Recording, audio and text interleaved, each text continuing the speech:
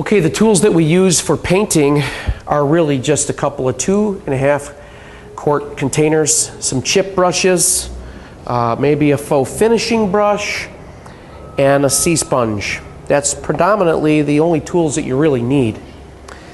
The color system that we're using is a nano pigment color called Opus from a company called Concrete Earth.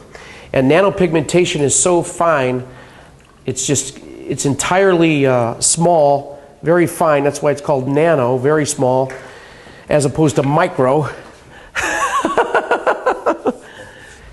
So we simply take our chip brush.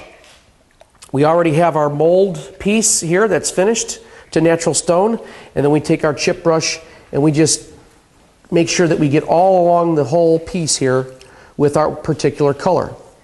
And you pick random colors. You can pick a color over here, do a couple stones in that particular color, and then you can switch out to a different color. Don't worry about the grout lines, because the grout lines are inconsequential at this point.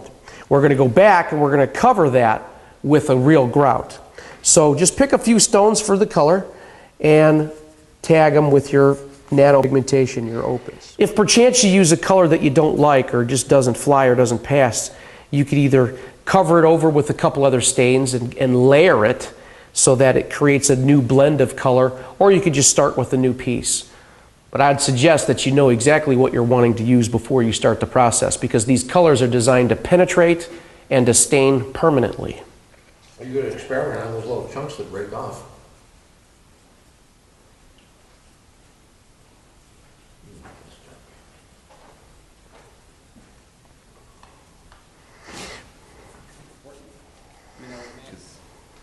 You don't get a do-over, you have to throw the whole thing out. Well, you can cover up the color.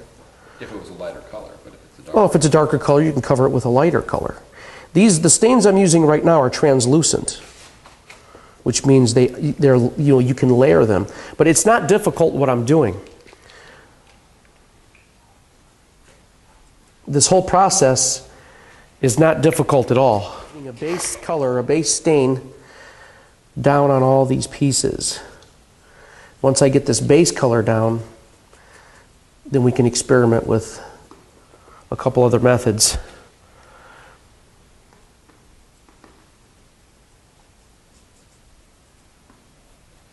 Who's chewing their mint? Open the mouth. Yeah. Yes.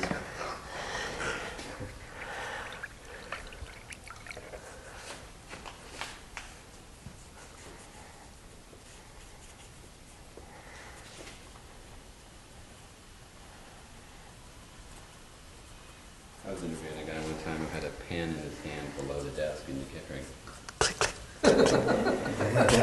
click. I didn't realize it until we were finished.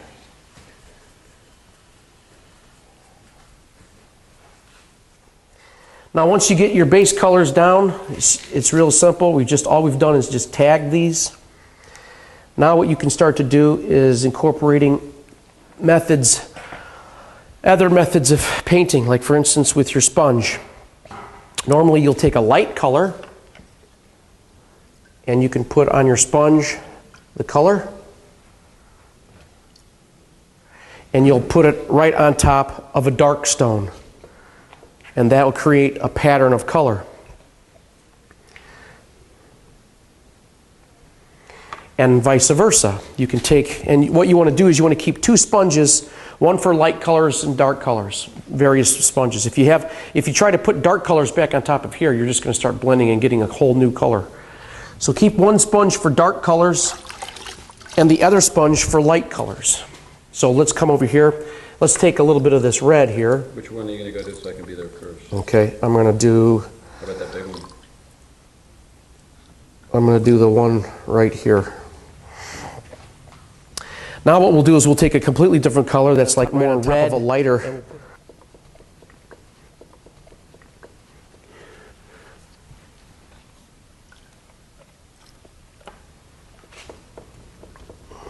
Hard to see that color, but there's a zircon or a red. If you need something to be a little bit more prominent, you could always just take your brush and tag it and create a striation line of color. I'll get a more lighter color or a more dark.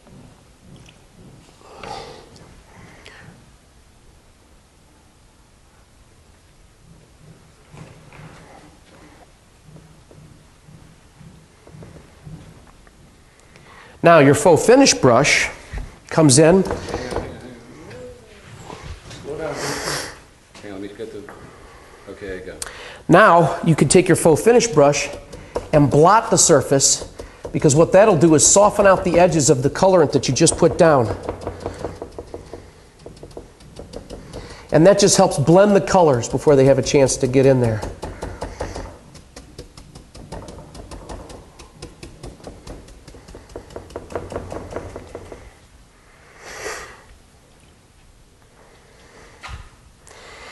You could take also and let your colors just drip right on the surface of the stone.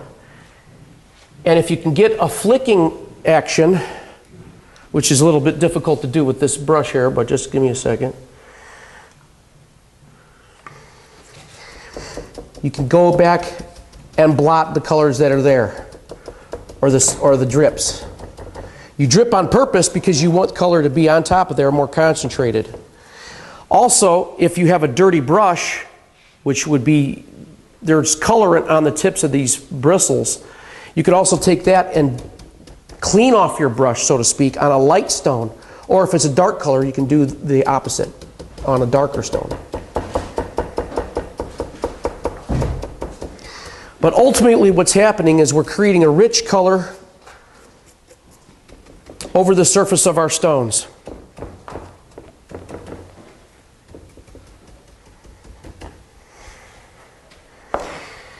And this process can go on and on and on.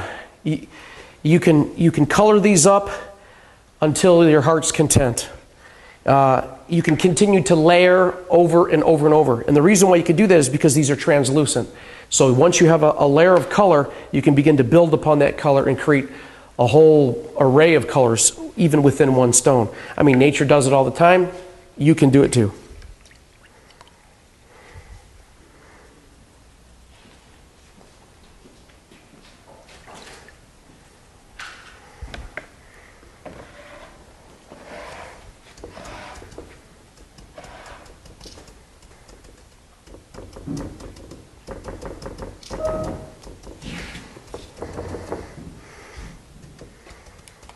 Now, the next phase is to allow this to dry. In arid climates, it should only take about a half an hour for it to set up. After it's dry, the bonders and resins will be locked in, and we can move on to the next step, which will be adding our grout to the grout lines.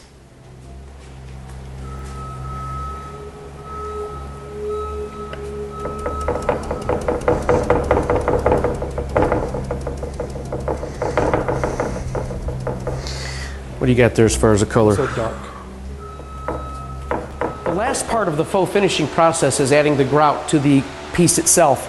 It already has grout lines in the mold or in the piece, but what we're going to do is we're going to take a slurry coat of the existing, of a mortar, of a grout, and we're going to paint it right into the grout lines. By doing this, the grout doesn't serve a structural purpose, but more of a decorative aesthetic purpose. So by coating all these grout lines over again, we're putting a fine film of cement over an existing grout line.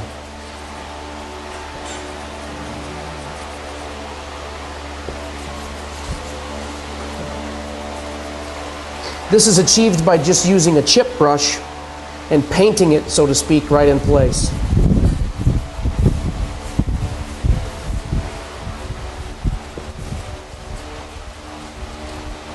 You'll see that the grout is going up onto the stone. Don't worry about that. That's fine. Because we're going to come back with a sponge and we're going to dab off the top of the stone.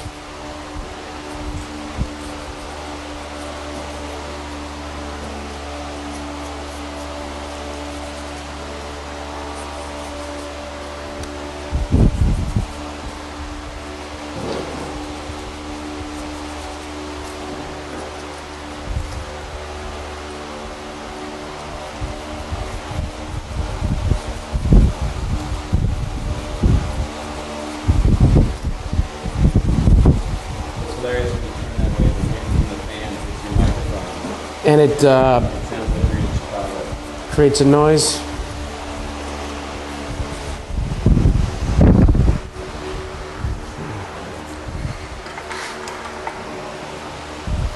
After the grout has been painted into the grout lines, then we're going to take our sponges and we're going to lightly go over the rock. They don't need to be super wet, they just need to be damp. And then working from the inside out, we're just going to take away the excess grout that falls on top of the stone. Keep rotating your sponge slightly and using a clean side of the sponge, and all we're going to do is clean off of the top of the stone. Now in this process, we'll leave a little bit of Portland's, let's call it dirty water, on top of the stone, and that'll ash out. It will start to dry and ash out.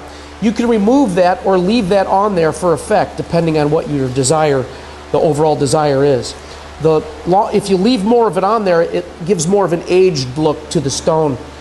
But this is the same process that a mason would do if he was in a house or something, cleaning off the stone from the mortar, from the grout that he put in with a baker's bag.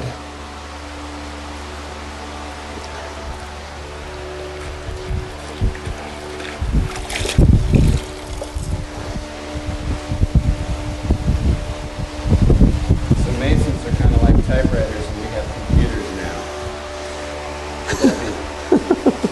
I don't know. Masons are typewriters. Dinosaurs. Nobody's going to use them anymore. Oh, yeah. Look at this. You know those old typewriters you see lying around? You go, who's using them? What is that? Some kids might not even know what that is.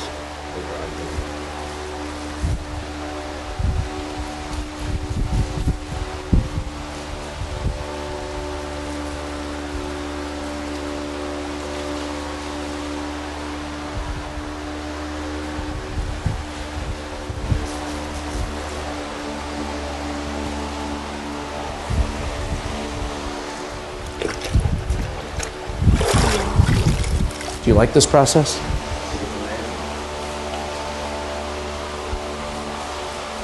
Just a bunch of tricks put together to get an effect, you know? And it really does look like stone. Yeah, it does.